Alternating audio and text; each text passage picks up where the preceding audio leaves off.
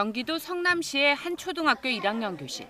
1교시와 2교시는 마음을 가르치는 수업이 이뤄집니다. 수업명은 행복한 마음교실. 사회 정서를 가르치는 시간입니다. 첫 번째 과제는 다양한 감정을 이해하고 적절하게 표현하는 방법을 배우는 것입니다. 처음으로 물에 들어가는 아기오리가 있어요. 마음이 어떨까? 아기오리는 아직 수영을 잘 못하는데 어떤 마음일까? 근데 좀 떨리고 무서운 마음이겠죠? 어떤 마음일까? 응? 무서워요. 무서운 마음일 것 같아요. 어떤 마음이야? 무서워요. 어떤 상황에 직면했을 때 다양한 생각들이 떠오릅니다. 하지만 이 생각들 가운데는 부정적인 감정을 부추기는 것들이 있습니다. 부정적인 감정의 속임수를 정확히 알아차리는 게 모든 문제 해결의 첫걸음이라고 가르칩니다. 선생님이 하는 말에 이 말은 걱정이가 하는 말인 것 같아. 이러면 걱정이 이렇게 들고 아, 이 말은 내가 하는 말인 것 같은데 하면은 나의 마음 이렇게 들면 돼요. 학교 가면 친구들이 많아서 굉장히 재미있게 수업하고 많은 거 배울 수 있을 거야. 이거는 누가 하는 말일까? 하나, 둘, 셋! 맞아요. 이거는 나의 마음이 하는 말이에요.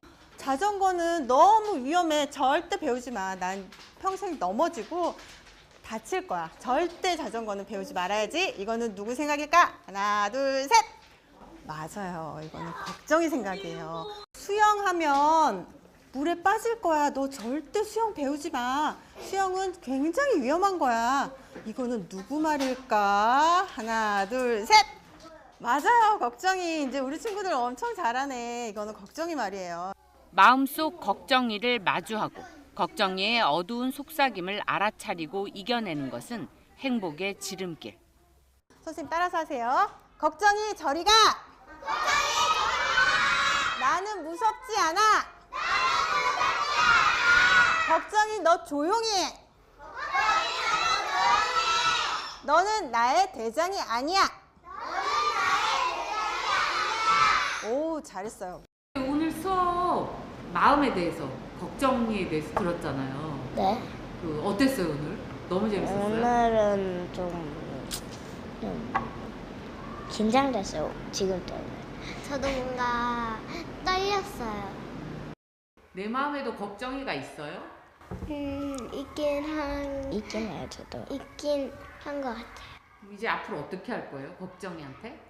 걱정이한테 너무 시끄럽게 소리쳐서 이제부터 조금 미안하다고 말하는 생각이 들어요.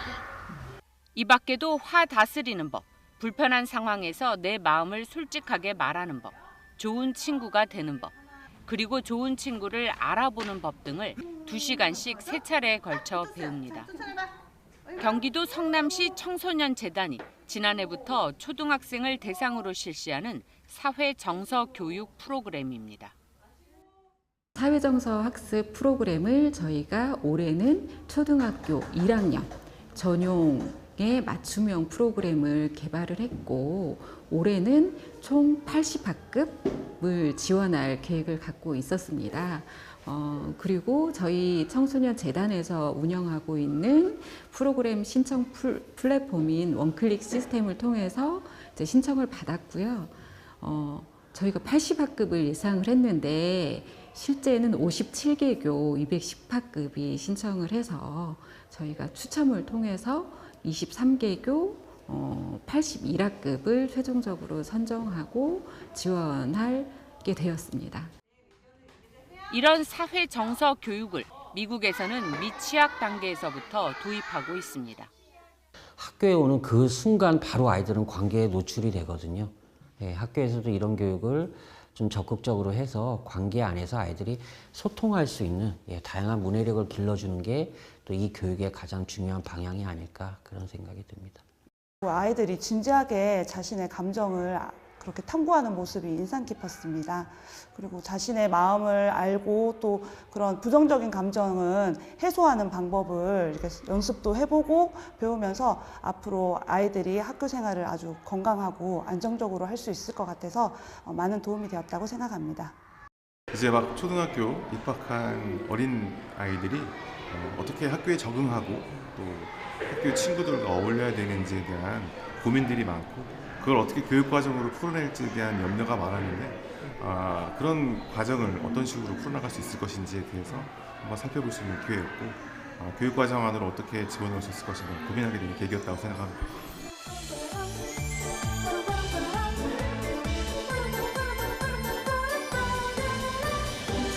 노는 게 제일 좋아. 친구들 모여라. 언제나 즐거워.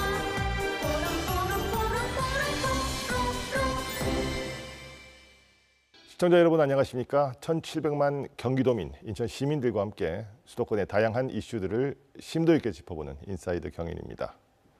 5월은 가정의 달이자 청소년의 달이기도 합니다. 그런데 안타깝게도 여러 조사에 따르면 우리나라 아동 청소년의 행복 지수는 세계 하위권에 머물고 있습니다. 지난 2021년 세이브 더 칠드런이 발표한 국제 아동 삶의 질 조사에 참가한 35개 나라 가운데 우리나라는 31위에 그쳤습니다. 여성가족부가 지난해 발표한 청소년 통계에 따르더라도 우리 청소년 인구 10만 명당 11.7명이 자살로 사망했습니다. 이 통계로만 봐도 우리 청소년의 삶이 참 고단하고 팍팍하다 그런 느낌을 지울 수가 없습니다. 특히 이 코로나19 팬데믹이 지나면서 정서 위기를 겪는 청소년들이 크게 늘었고요.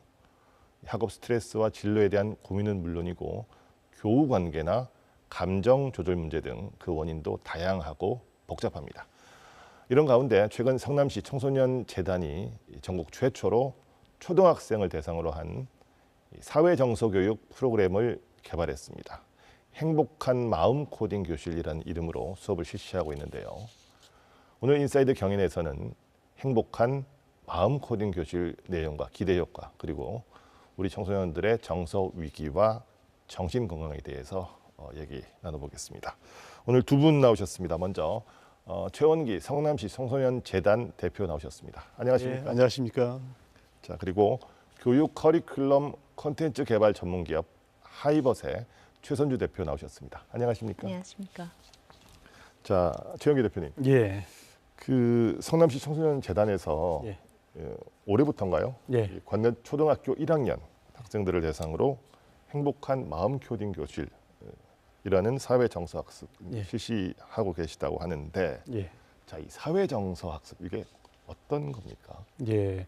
사회 정서 학습은 영어로는 SEL, Social and Emotional Learning이라고 부릅니다. 학생들이 자신의 감정을 인식하고 관리하고 그리고 타인에 대해서 공감하면서 관계를 맺고 또 책임 있는 의사결정을 내릴 수 있는데 필요한 역량을 키워나갈 수 있도록 하는 교육을 말합니다. 사회정서 학습을 통해서 학생들은 자기조절 능력이라든가 타인 공감 능력 그리고 대인관계 기술 이런 것들을 이제 향상시켜서 나갈 수 있게 되는데요. 실제로 사회정서 학습이 학교 부적응이라든가 학생 간의 갈등 상황 이런 문제를 예방하는 데 상당히 효과가 있다. 그리고 학업 성취도 향상에도 긍정적인 영향을 주는 것으로 많은 연구와 조사 결과가 나타나 있습니다. 그렇군요. 자, 최선주 대표님. 예. 이 행복한 마음 코딩 프로그램 직접 개발하셨죠? 네, 그렇습니다. 자, 이 이름도 좀 재밌습니다. 예. 어떤 의미를 담고 있습니까? 예, 저희 행복한 마음 코딩 교실이라는 거는 이제 저희 연구진들이 직접 개발을 했습니다. 그래서 이 프로그램의 목적은 학생들이 자기 자신의 마음을 논리적으로 생각해보고 그 생각한 것을 실행에 옮기는 과정을 목표로 하고 있습니다. 그래서 과정을 수행해 나가는 그 과정에서 나의 마음을 표현하는 언어와 상대방이 다른 사람이 표현하는 언어를 사용해서 좋은 관계를 형성해 나가는 그 과정을 목표로 하고 있습니다. 그래서 그런 의미에서 컴퓨터 언어로 논리적인 명령을 작성해서 실행하는 코딩의 개념과 같은 개념이라고 생각해서 저희가 마음 코딩이라는 말을 붙였습니다. 그래서 행복한 마음 코딩 교실이라는 거는 두 가지 의미가 있는데 행복하게 마음을 코딩해보는 교실이 되어보자, 교실에서 배워보자라는 의미가 있고 마음 코딩으로 행복한 교실을 만들어보자라는 두 가지 중의적인 의미를 갖고 있습니다. 그렇군요. 자, 어쨌든 이게 전국 지자체 가게는 처음입니다. 예. 사회정서학습 프로그램 개발 시행. 자, 이 특별하게 이 성남시 청소년 재단에서 이거 하시게 된 어떤 계기가 있었나요? 예, 사실 사회정서 학습은 뭐 미국이라든가 영국, 호주, 싱가포르와 같은 그 교육 선진국에서는 이미 시행되고 있었던 그런 방식입니다. 특히 팬데믹 이후에는 국가 차원에서 이들 나라에서 보다 적극적이고 체계적인 그런 방식으로 지원을 하고 있었다고 제가 알고 있는데요. 특히 미국의 경우에는 주정부 지원하에 학교 단위별로 프로그램들이 잘 시행되고 있었고요. 그리고 호주 같은 경우에서도 13세에서 15세 청소년들한테 이 마음 건강 리터러시라고 하는 그런 교육을 진행하고 있습니다. 우리나라에서는 이제 최근에서야 이 사회정서 학습에 주목하고 있는 그런 상황이고요. 저희 재단에서도 코로나19 팬데믹 이후에 그동안 이 관계 단절로 인해서 마음이 상당히 좀 좋지 않은 상태에 빠지게 됐었던 청소년들이 일상생활, 학교 생활 모두 좀 심리 적응을 잘 할 수 있도록 하는 방안이 뭐가 있지 않을까 이런 생각을 하게 됐고, 그래서 이번에 좀 한번 도입을 해보자 해서 시범 적용을 작년에 했고요. 올해 본격적으로 이제 적용하게 됐습니다. 좀 초등학교 1학년이면 좀 어릴 수도 있겠다는 생각이 드는데 요 연령대부터 시작하게 된 어떤 이유는 있습니까? 아무래도 초등학교 1학년을 대상으로 한 이유가 분명하게 있는데, 아무래도 이 첫걸음을 잘 떼야 되지 않겠습니까? 예. 그리고 지금 학교 폭력을 보면 처음 출발을 잘못해서 폭력으로 진행되는 경우가 상당히 많습니다. 그래서 아예 그러기 전에 어릴 때부터 사회정서 학습을 통해서 관계 맺기를 잘 할 수 있도록 하는 것이 중요하겠다 하는 그런 이유가 있었고요. 또 하나는 초등학교 1, 2학년을 대상으로 한 이런 적극적인 프로그램이 사실 잘 없었습니다. 그래서 우리가 이번에 한번 이들을 대상으로 한번 해보자라고 해서 이제 도입하게 된 거죠. 그렇군요. 뭐 저희 때는 사실 뭐 정서학습이나 이 마음 건강 뭐 이런 것 굉장히 좀 낯설긴 합니다. 자, 어쨌든 이 성남시 초등학교 가운데 이 행복한 마음 코딩 교실 수업 얼마나 많은 학교들이 지금 도입을 하고 있는 겁니까? 예, 저희가 이 지원을 계획했었던 규모는 1학년 80학급이었습니다. 어떻게 보면 그렇게 많지 않은데요. 성남시에 총 73개 정도의 초등학교가 있습니다. 그 중에서 이번에 저희가 이제 이 신청을 좀 받아봤는데 57개 학교 한 210개 학급에서 신청을 했습니다. 예상치 못한 그런 호응이었고요. 결국 그래서 추첨을 통해서 23개 학교 한 81개 학급을 최종 이제 선정하게 됐고요. 이제 4월부터 11월까지 8월 한 달은 쉬고요. 이제 계속 진행하게 되는데 한 개 학급마다 한 2차씩 해서 총 3일에 걸쳐서 6차씩 수업을 이제 하게 됩니다. 이게 일선 학교에서는 이런 교육에 대한 관심이 꽤 많다고 봐야 되겠죠. 아주 많다고 지금 알고 있습니다. 자, 그러면 이 행복한 마음 코딩 교실 프로그램 구체적으로 어떤 건지 좀 이제부터 알아보겠습니다. 자, 대표님. 예. 자, 뭐 조금 전에도 이제 제가 여쭤봤는데 초등학교 1학년들을 대상한 프로그램이다 보니까 아무래도 그 연령대에 맞는 뭐 이런저런 것들을 좀 이렇게 염두에 두고 만드셨을 것 같습니다. 어떤 점이 특히 좀 주안점을 뒀습니까? 이게 알고 계시겠지만 초등학교 1학년은 가정과 유치원을 막 벗어나와서 학교라는 제2의 사회에 첫 발을 내딛는 시기이기 때문에 굉장히 아직은 어린 아이들입니다. 그리고 이제 인지 행동 발달적으로도 아직 성숙하지 않은 단계이기도 하고, 그래서 저희가 1학년 아이들을 대상으로 하면서 두 가지 축을 중심으로 해서 프로그램을 설계했습니다. 첫 번째는 이게 낯설고 매우 새로운 환경 속에서 아이들이 지내야 되기 때문에 이 낯설고 새로운 환경에서 자기를 조금 더 정확하게 알아가는 훈련이 필요하다라는 생각을 했고, 자기를 알아가면서 자신에 대해서 표현할 수 있는 자신만의 언어를 습득할 수 있게 훈련을 시켜줘야 된다라는 게 굉장히 중요한 포인트였습니다. 왜냐하면 나를 적극적으로 표현한다라는 거는 학교 생활에서 친구들과 생길 수 있는 갈등 상황이나 문제 상황에서 긍정적인 방법으로 문제를 해결해 나갈 수 있는 가장 원천적인 기술이라고 생각을 했습니다. 그래서 그 부분에 가장 큰 초점을 두었고요. 두 번째 축으로 생각을 했던 거는 아이들이 처음 가정을 벗어난 사회이기 때문에 이 사회 속에서 원만한 관계를 만들어 나가는 기술을 습득해야 된다라고 생각을 했습니다. 그래서 이제 중간에 저희의 그 체계적인 로직이 있고 체계적인 접근 방법이 있지만 간단히 말씀을 드리면 좋은 친구를 갖기 위해서는 내가 먼저 좋은 친구가 되어줘야 된다라는 목표를 가지고 아이들에게 체계적으로 저희가 접근을 하고 있습니다. 1학년 아이들은 지금 이 두 가지 축을 중심으로 해서 저희가 프로그램을 설계를 했고요. 2학년, 3학년 그리고 고학년까지 올라가면서는 사회정서학습에서 다루어져야 되는 5가지 기본적인 영역이 있습니다. 그 5가지 기본적인 영역이 스파이럴 형태로 확장되어 나가면서 커리큘럼이 구성되어질 예정입니다. 네, 앞서 영상에서도 저희가 이제 수업 현장 잠깐 봤는데 네. 실제로 그 행복한 마음 코딩 교실 프로그램이 어떤 식으로 이렇게 진행이 되는 겁니까?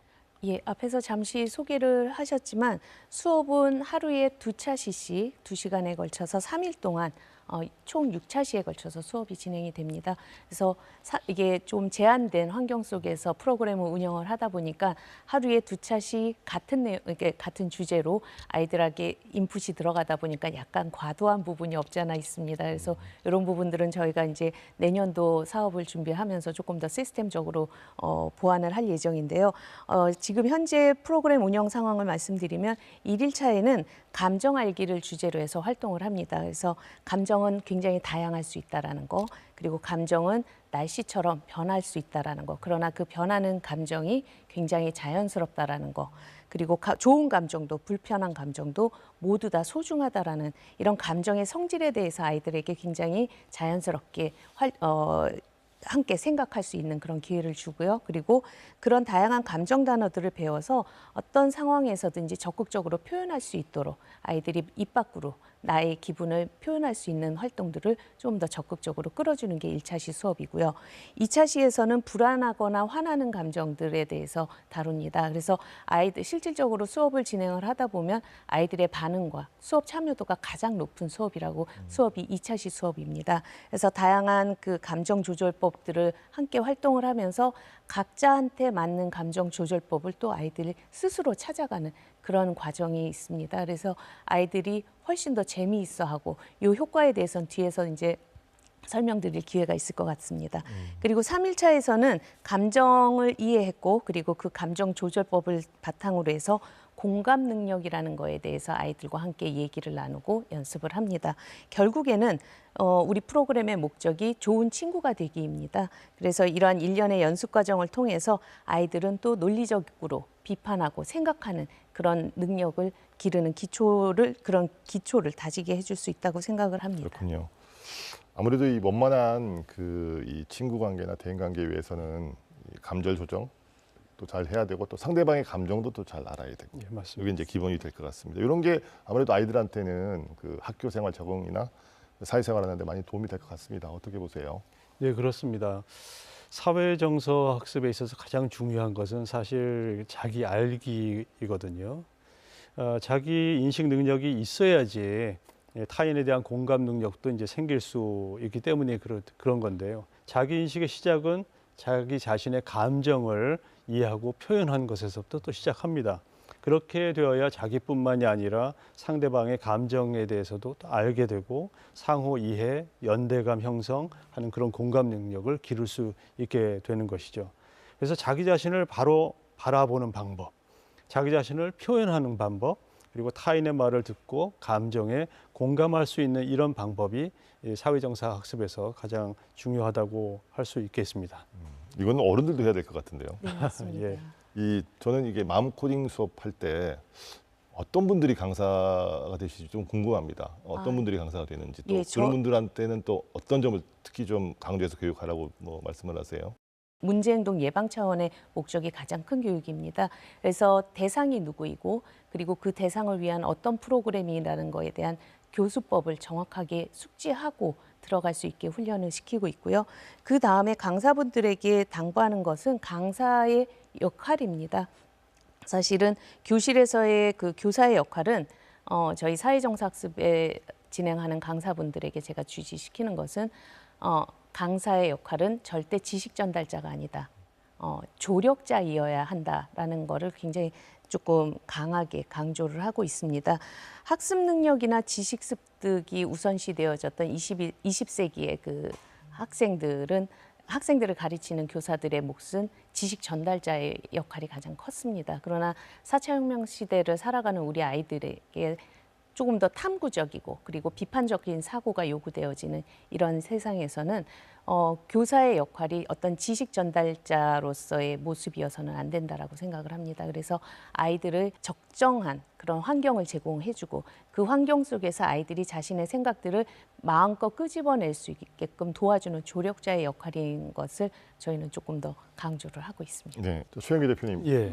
이제 뭐 워낙 신청 학교가 많아가지고 좀 줄여서 진행하고 있다고 했는데, 요 행복한 마음 코딩 교실 진행한 학교들 또 실질적으로 수업을 받은 학생들의 어떤 변화가 좀 눈에 띕니까? 어떻습니까? 네, 일단 작년에 저희가 이제 시범 사업을 했다고 아까 말씀드렸는데요. 한 학년 한 개 학급을 대상으로 3일간 했었는데 이제 아이들의 사회정서 역량 변화 그리고 프로그램 효용성에 대한 검토를 위해서 우리 하이벗에서 제공하는 사회정서 진단지를 좀 사용했습니다. 그래서 사전 사후 데이터 분석을 했는데요. 사실 3일간의 수업은 이런 어떤 극단적인 그 효과가 잘 나타나기에는 조금 부족한 짧은 시간이거든요. 그렇지만 그럼에도 불구하고 이 수업을 들은 아이들에게서 사회정서 역량 지식에 있어서 상당히 긍정적인 변화가 확인됐다라고 저희가 확인을 했습니다. 특히 이제 내가 화가 났을 때 나는 어떻게 해야 할지 알고 있다. 이것을 우리는 이제 자기 효용성이라고 부르는데 자기 효용성이 가장 두드러지게 좋아졌습니다. 그리고 고위험군과 위험군으로 분류되었던 학생 수도 대폭 감소했고요. 대신 이제 보편적인 어떤 학생들, 일반적인 학생 수가 상당히 많이 증가했다. 그런 측면에서 보면 긍정적인 변화가 분명히 있다라고 저희는 확인하게 되었다고 말씀드립니다. 그렇군요. 자, 구체적으로 좀 이 앞서 말씀했던 좀 이 보편적인 학생들의 어떤 정서 교육 이런 것들인데, 사실은 우리 주변에 봐도 그 감정 조절에 굉장히 서툰 학생들이 많지 않습니까? 그렇죠.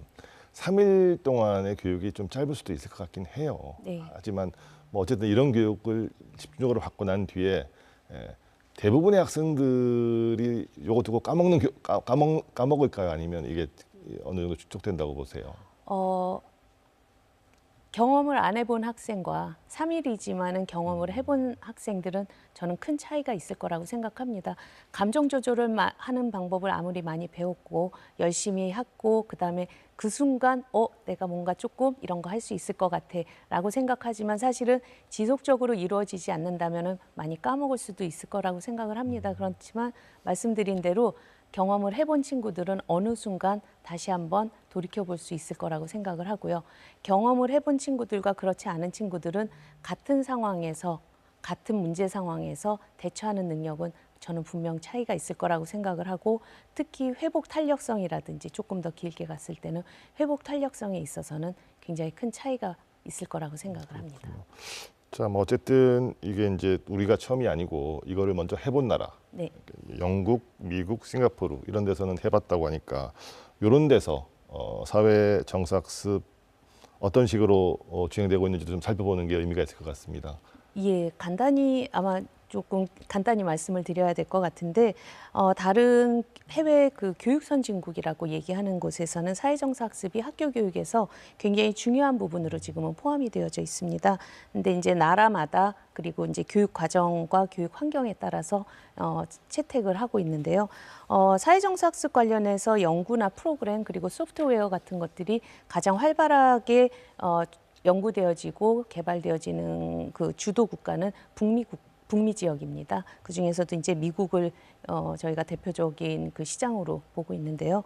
미국의 경우에는 학교에서 일주일에 30분씩 담임 교사들이 아침에 홈런 시간을 통해서 이 사회정서 학습적인 접근 그 컨텐츠를 가지고 활용을 하는 경우도 있고요.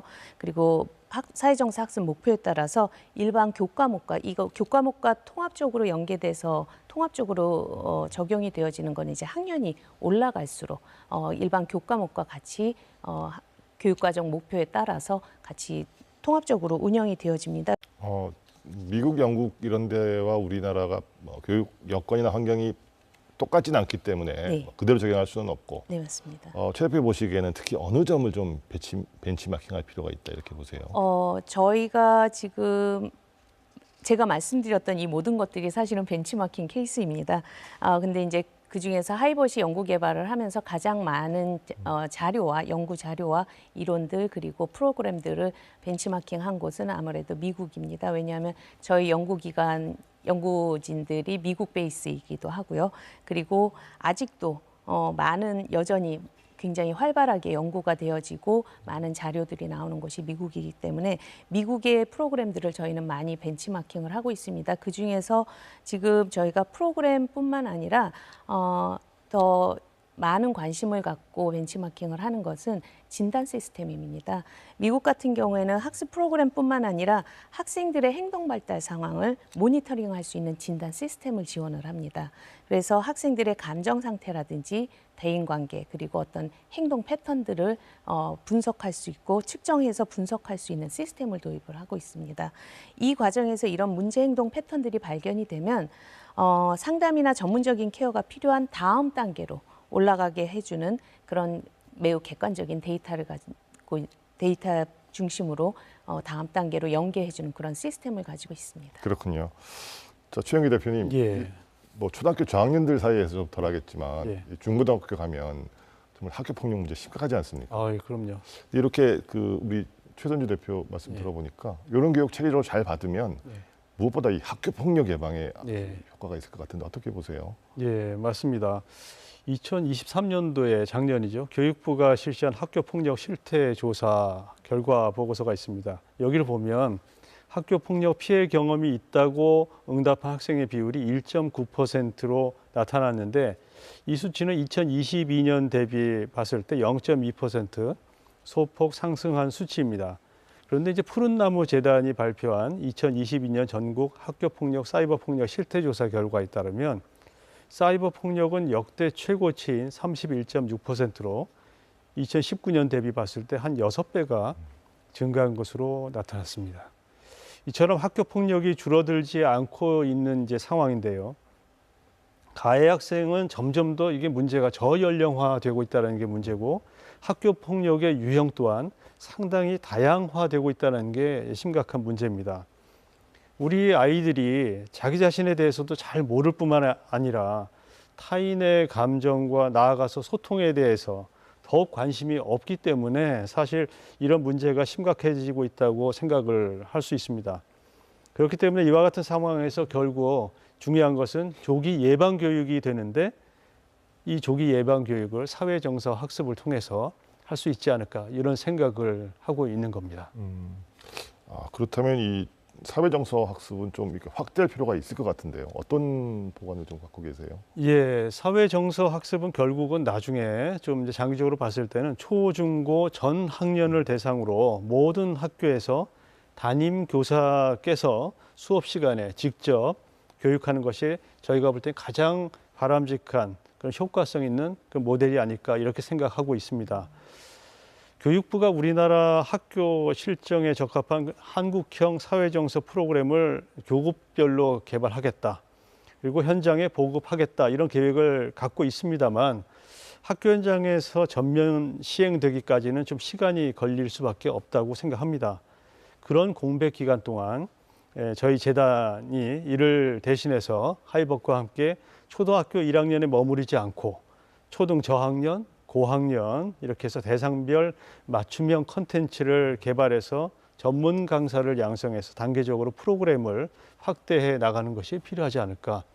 그래야지 사회에 좀 더 도움이 되지 않을까 이런 생각을 하고요. 가능하다면 그래서 교사 대상으로 연수를 직접 진행해서 본 프로그램의 어떤 효과성을 더 높이는 것이 필요하다는 생각을 하고 있습니다. 앞으로 좀 더 확대해 나갈 계획입니다. 네. 자, 어쨌든 뭐 두 분 전문가 모셨으니까 이번에는 우리 청소년들의 정신 건강과 이 정서 위기에 대한 얘기 좀 나눠보도록 하겠습니다. 이 코로나19 팬데믹 이후 이게 아주 좀 중요한 분기점인 것 같아요. 이 학생 정신 건강에 대한 그 중요성이 부각이 되고 있습니다. 재단에서도 뭐 이런저런 연구나 자료 수집 많이 하시고 계실 텐데 최영기 대표 보시기에는 예. 우리 학생들의 정신 건강 또 마음 건강에 있어서 가장 심각한 문제 뭐라고 진단하십니까? 무엇보다도 우리 청소년들에게 있어서 보면 불안이라든가 우울감 같은 그런 부정적인 정서가 일상화되고 있다는 점이 가장 심각한 문제점이 아닌가 이런 생각합니다. 말씀하셨듯이 코로나19 팬데믹 이후에 우리 청소년들의 정신 건강이 상당히 좀 어려워지고 있는 것은 많은 사람들이 느끼고 있을 겁니다. 성인들도 그러니까요. 실제로 한국청소년상담복지개발원이 2020년부터 작년까지 전국 청소년을 대상으로 실시한 그 조사가 있는데 여기서 보면 코로나19 발생 이후에 긍정적인 정서는 상당히 약화되는 반면에 부정적인 정서, 불안, 우울감 이런 정서가 지속적으로 강화되고 있다 이런 내용을 보여줬습니다. 이 내용하고 유사한 패턴이 성남시 청소년에게서도 확인되었습니다. 저희 재단이 고등학교 1, 2학년을 대상으로 실시한 마음건강 실태 조사가 있는데요. 이 결과를 보면 2022년에는 불안을 경험한 청소년이 10명 중 한 2명 정도였습니다. 그런데 작년에는 10명 중 한 3명 이상으로 증가했습니다. 청소년들의 부정적 정서에 대한 관리가 중요해지고 있는 시점이라고 생각을 합니다. 아니 애들은 사실 그 세상 걱정 없이 잘 먹고 잘 놀고 이래야 되는데 뭐 우울, 불안 같은 부정적 정서가 일상화되고 있다면 보통 심각한 문제가 아닙니다. 어떤 대안들이 좀 있을까요? 좀 막연한 질문이긴 합니다. 예, 사실 어떻게 보면 그 대안은 상당히 단순할 수 있습니다. 청소년들이 자긍심이라든가 즐거움이나 희망과 같은 그런 긍정적인 정서를 더 많이 가질 수 있도록 경험할 수 있도록 지원하는 것이 이제 그 방법인데요. 긍정적인 정서라고 하는 것은 뭐 스트레스라든가 어려운 상황에 처했을 때 개인의 어떤 그 적응력을 높일 수 있게 해주고 또 건강한 정신 상태를 유지하는데 필수적인 심리적 자원의 역할을 합니다.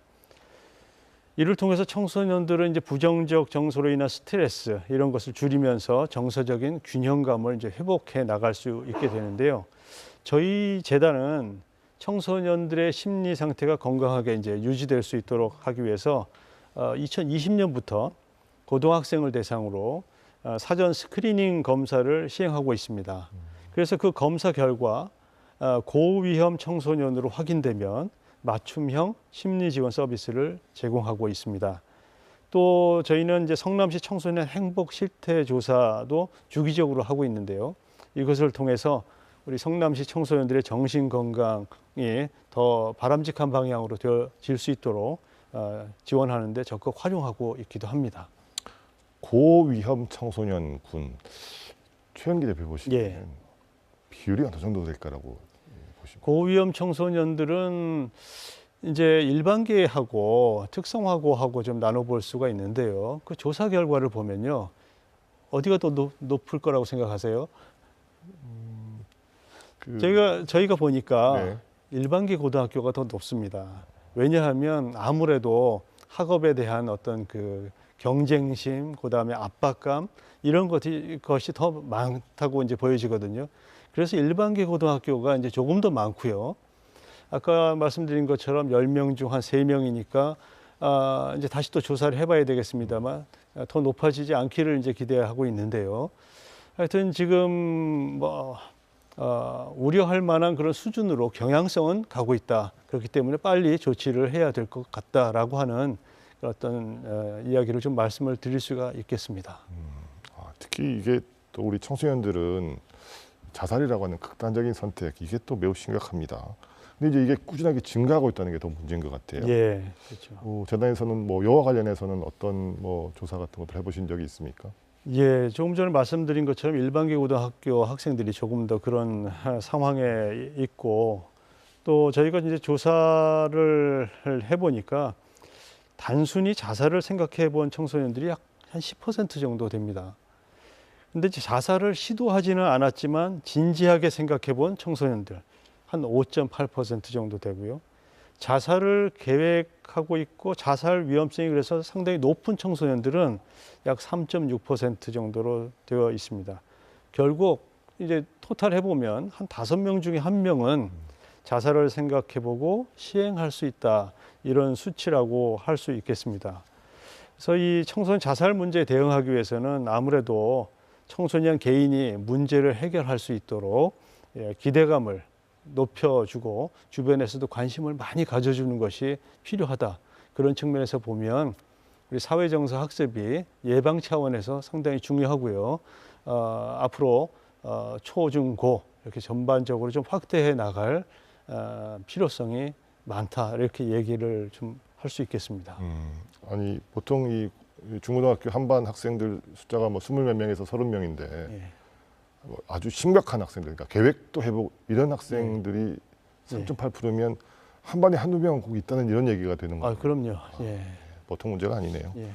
자, 최선주 대표님, 이게 전문가로서 보시기에 이 청소년들의 자살률 증가를 포함해서 청소년들의 이 불안정성 확산 등 정신건강이 이렇게 안 좋아지고 있는 가장 큰 원인은 어디서 찾아야 됩니까? 원인이라고 얘기하면 어느 한 가지를 딱 집어서 얘기하기는 사실은 곤란할 것 같습니다. 정말 다양할 수 있으니까요. 근데 여러 그 결과, 조사 결과라든지 발표 자료를 보면 그 중에서 가장 큰 요인으로 뽑는 것이 일상에서 오는 극강의 스트레스가 아이들의 정신 건강을 가장 해치는 요소로 발표가 되어지고 있는데요. 조금 더 세분화하면 가정 내의 불화라든지 그리고 학교 내 폭력, 괴롭힘 등으로 인한 그런 고통으로 인한 정신적으로, 사회적으로 고립되어지는 그 고립감이 가장 큰 요소가 아닐까라는 생각을 하고 있습니다. 앞에서도 잠깐 언급을 해주셨지만 우리나라 청소년들의 정신 건강이 OECD, 아까는 Save the Children 기준으로 말씀해 주셨는데 OECD 기준에서는 38개국 중에서 34위, 최하위에 해당되는 아이들의 정신 건강 상태를 결과가 있었고요. 그리고 지난 5년간 22만 명의 어린아이들이 기분장애라든지 수면장애, ADHD 등으로 인해서 병원을 찾는 그런 보고가 있었기 때문에 사회적으로 적지 않은 충격을 가져온 경우가 있었습니다. 이런 사회적 고립감으로 인한 감정 조절 그리고 또 소통의 부재, 그거로 인한 소통 능력의 부족, 이것이 아이들의 문제 행동을 가속화시키고 이 가속화되는 문제 행동들이 연령이 높아질수록 더 큰 사회적인 문제를 야기하는 게 아닌가라는 생각을 합니다.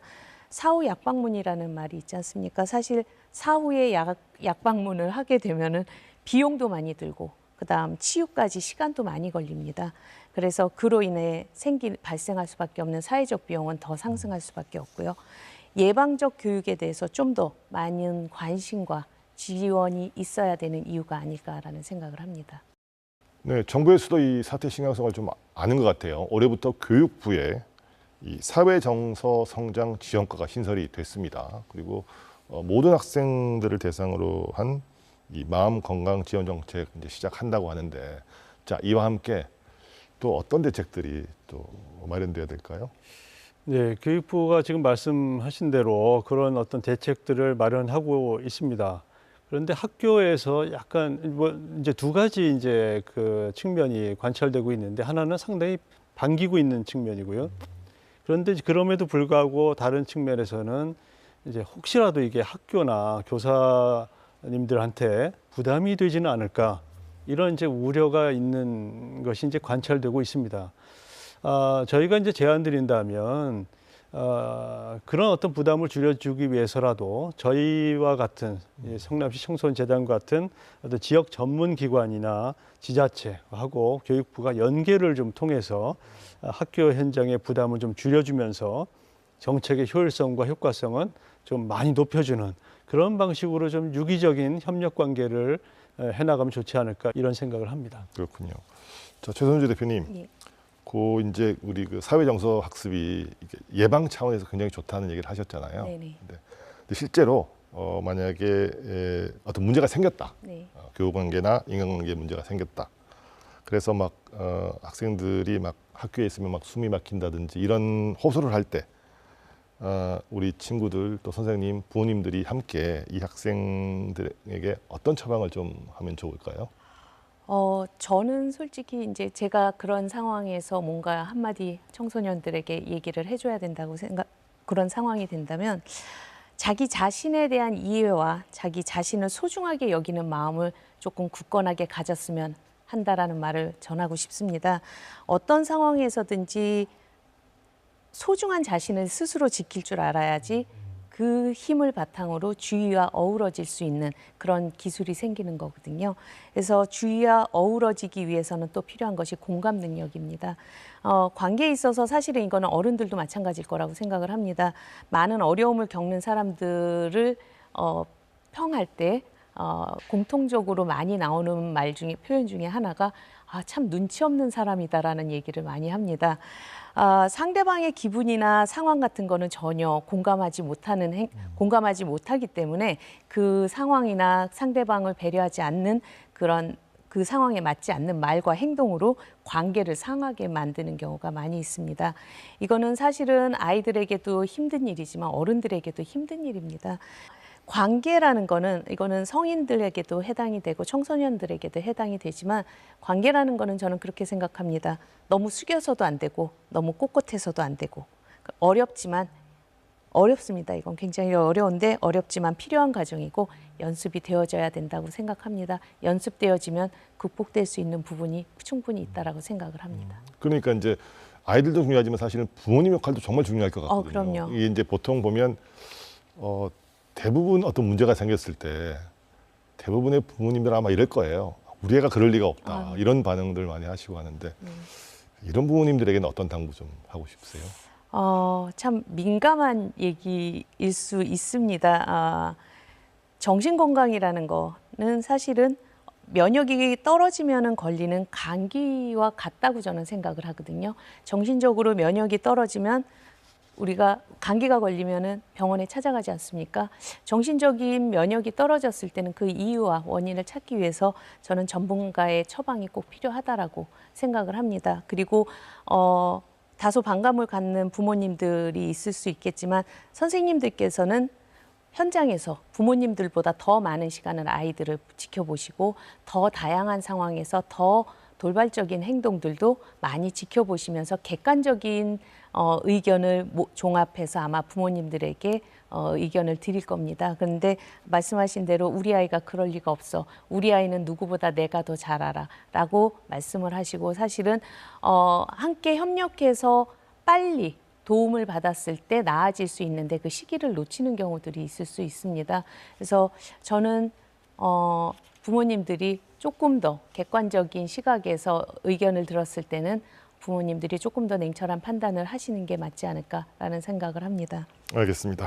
대표님 재단에서 다양한 사업 추진하고 있다고 들었습니다. 특히 그 4차 산업혁명에 대비해서 과학수학관 운영과 진로체험관도 구축하고 있다고 들었습니다.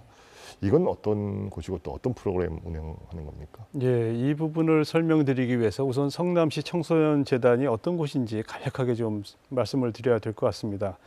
저희 성남시 청소년재단은 성남시 산하 출연기관으로서 총 6개의 청소년 수련관, 그리고 2개의 청소년 문화의 집, 그리고 2개의 청소년 자유이용공간, 1개의 청년 지원센터, 그리고 청소년 상담복지센터와 학교 밖 청소년 지원센터 등 전국 최대 규모의 인프라와 연간 약 363개 이상의 청소년 사업을 통해서 전국 최고 수준의 청소년 그리고 청년 서비스를 제공하고 있는 그런 곳입니다. 저희 재단은 그래서 4차 산업혁명이라고 하는 시대적 변화에 맞춰서 기존에 있는 그 청소년 수련관의 일부를 전면적으로 혁신적으로 좀 개편을 해서요. 말씀하신 대로 좀 새롭게 이제 그 시설들을 갖추고자 합니다. 분당 야탑 청소년 수련관에서는 기존의 그 수학 과학관을 개조해서 인공지능 체험관으로 특색 있게 전환을 했는데요. 청소년들을 위한 코딩 활용 로봇 교육, 그리고 스마트 시티 체험을 위한 자율주행 어떤 그 부분, 그리고 스마트 팩토리를 이해할 수 있는 그런 공간으로 운영하고 있습니다. 그리고 한 곳 더 말씀드리면 중원 청소년 수련관에서는 이제 곧 공사가 이제 진행될 예정인데 4차 산업 진로 체험관을 만들어서 이제 성남의 미래를 주제로 해서 앞으로 어떠한 앞으로 미래 사회에서는 어떠한 직업이 가능하고 유망한지를 체험할 수 있도록 그렇게 만들 예정입니다.